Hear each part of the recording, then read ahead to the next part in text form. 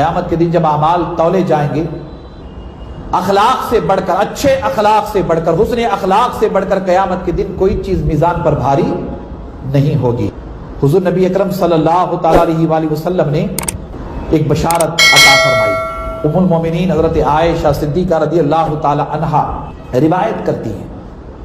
ام المومنین ارشاد فرماتی ہیں کہ میں نے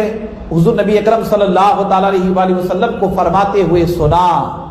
کہ یقیناً مومن حسن اخلاق کے ذریعہ دن کو روزہ رکھنے والے اور راتوں کو قیام کرنے والے کا درجہ حاصل کر لیتا ہے۔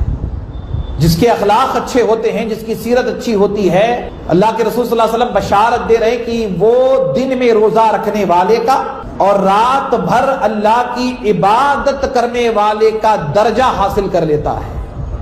ہم اپنے اخلاق اچھے بنا لیں، ہم اپنا کردار اچھا بنا لیں، ہم اپنی سیرت اچھی بنا لیں، ہم اپنی زندگی کے شب و روز دن و رات اچھے بنا لیں۔ حضور علیہ السلام بشارت دیتے ہیں کہ آپ اپنے اخلاق اگر بہتر بنا لیتے ہیں تو دن بھر جو روزہ رکھنے والا ہے اور رات پوری مصلے کی پشت پر گزارنے والا ہے، ایسے روزے دار اور ایسے شب زندہ دار، یعنی اس کا درجہ اللہ تبارک و تعالیٰ اس کو عطا فرماتا ہے جس کے اخلاق اچھے ہوتے ہیں، جس کی سیرت اچھی ہوتی ہے۔ اللہ اکبر۔